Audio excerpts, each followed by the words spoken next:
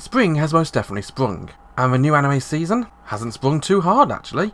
It's not got any real standouts so far in the first 4 shows, but it looks like we could be getting some gems coming up soon, and there's no real stinkers yet either, for now anyway.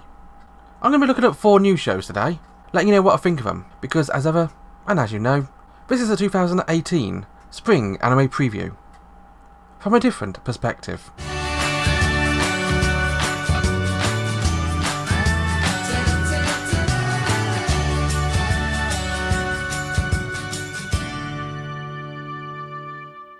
Shorts are always a difficult task when it comes to any new anime season, and with production companies taking the option to make shorts rather than more risky full-length series, the number of shorts is ever increasing commodity in the anime industry. And so, it should come as little surprise that we have our first short of the season coming to us in the form of a delicious sounding space battleship Tiramisu. As the name suggests, Tiramisu is a sci-fi series based on a space battleship of the same name. But the focus isn't the crew itself, instead we just take a look at a single person, our ace pilot, Subaru Ichinose. Now being an ace pilot is one thing, but he's younger than his colleagues and as such can't keep conversation with them. Instead, he thinks about what to eat next time he's out in his giant robot. A crucial decision, as I'm sure you'll agree. As why waste your final meal on something silly, when any meal can be your last? What we have here is a silly comedy about things that our hero Subaru gets up to in his giant robot ahead of big battles. With the dangers of eating in space, especially foods with crispy coatings or loose salads and sauce.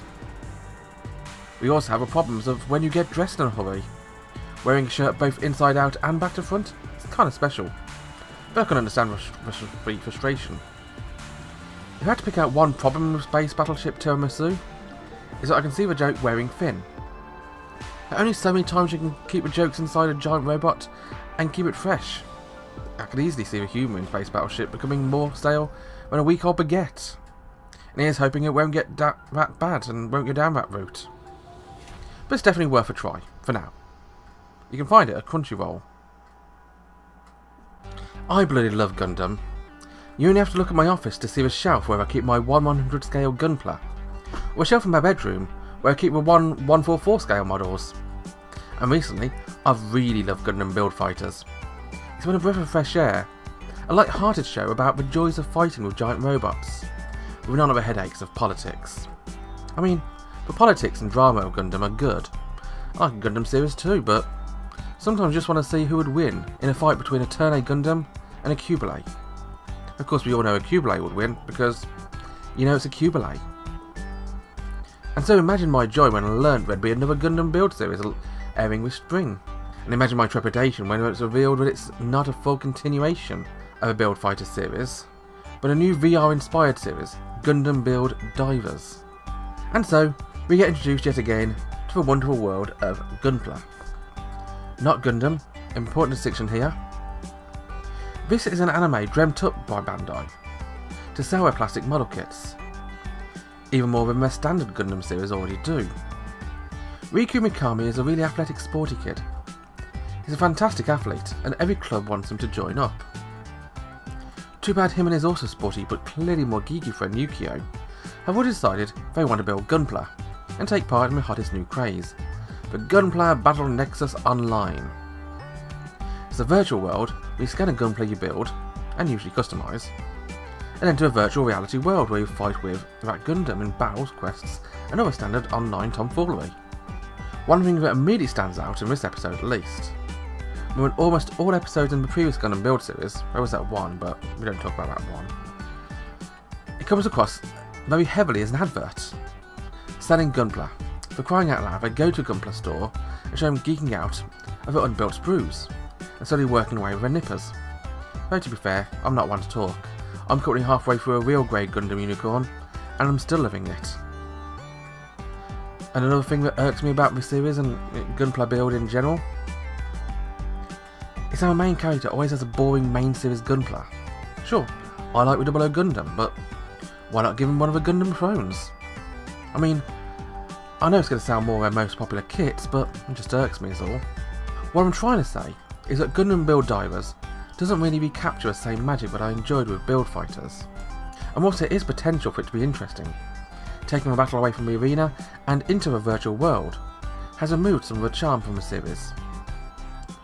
We do get some intrigue in this first episode, however, as we meet a mysterious silver-haired girl in a virtual world who takes an interest in Riku.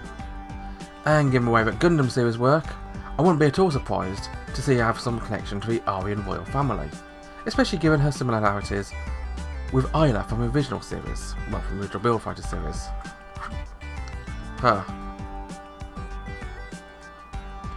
Overall, there's enough to keep me interested in Gundam Build Divers, but it's going to be a low priority, unless things do improve. For anyone other than most obsessive Gundam fans, such as yours truly, it may be better to give this one a try before you buy. Gundam Build Divers is airing both on Crunchyroll and on Gundam Info's channel on YouTube. Did I mention remakes? It's not always a bad thing. The next new show is one of those real classic series that desperately needed bringing back to a modern audience. Sure, they could go back and watch the original, but unless they're a real fan of the classics, a lot of anime viewers will be put off by the art style and overall look of a series animated earlier in the 90s.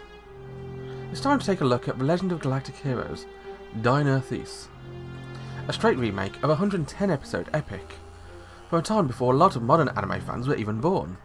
The Legend of Galactic Heroes is an epic space opera, with giant space conflicts with ships numbering in the tens of thousands. On the one side of a conflict, we have the Galactic Empire, the historical rulers of the galaxy, with a very classical style about them. They march around in ornate uniforms, sit on golden thrones on their battleships. We are shown their side of things through the experiences of Reinhard von Lohengrin, a young admiral with an eye for military tactics. He's looked down upon the elder members of the Empire, but shows his tactical skills in the first episode by devastating a fleet almost twice as large as his own.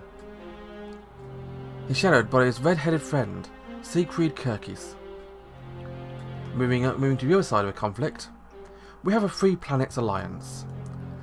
And what's not to like about a side that calls themselves a Free Planets Alliance? They ooze good guy appeal. But in war, is it ever that simple? We're not showing much of the Alliance in this episode, but we do get a bit of our eyepiece from that side of the conflict towards the end of the episode. Our genius tactician, an eternal rival to Reinhard, we have Yang Wenli. Now it's hard for me to keep this with you just about this episode, as just finished reading the 5th novel in the storyline. This book, well, the 5th book in the series anyway. There's so much I could tell you about Reinhard, Kirkis, Yang, and many other characters you're going to meet in the coming weeks. But what knowing source material does do is puts me in a position to tell you how this adaptation feels compared to the novels, and also compared to the original, which I did check out the other day in preparation for this. And it's good. There are things the original did better, sure, but other than compacting down some of the lengthier segments to make them work in a modern series, it really comes across as it should do. It's as if I'd just taken the original anime and just updated it for a modern audience. And that's exactly what the series needed. If you have any interest in sci-fi, this should be a no-brainer. Legend of Galactic Heroes is called a classic for a reason, and this is a very good adaptation of it. Check it out every week on Crunchyroll. Cute harem comedies are a standard when it comes to anime, so the appearance of a new one this season will come as a surprise to nobody. It's also another short-length series, a fact that again won't come as a surprise given what we talked about earlier, about the encroaching swarm of anime shorts. And so, in this heavily crowded field, a cute harem comedy has to do something to try and set itself apart from the crowd. And that's what Love to Triangle does. Sadly, the name can't be said for the anime's name. Apparently a play on love triangle. Our main character here is a girl called Hanabi Natsuno, who, upon moving to a new town, expects to have a wonderful new life in the exotic-sounding Tachibana-kan. She has pictures of high-rise dwellings, deluxe facilities, and a good life. What she doesn't expect to see is a naked girl doing laundry in front of an old-style apartment building, or a cute girl coming in with shopping, inviting her in. Yep, this old building is a high-class accommodation she's been dreaming of. Not exactly what she was hoping, but the good news is, the house is full of beautiful young women. The animal puts one of the more attractive pairs in front of the centre for a good portion of the episode. Yaiko's chest really is a nice thing to bounce up and down in front of you. If it wasn't clear already, this is a Yuri love triangle harem comedy series. In a cute but silly apartment setting, with naked girls, bouncing breasts, and angry tsundere girls. It's going to be interesting to see if the jokes hold water, if the series remains watchable.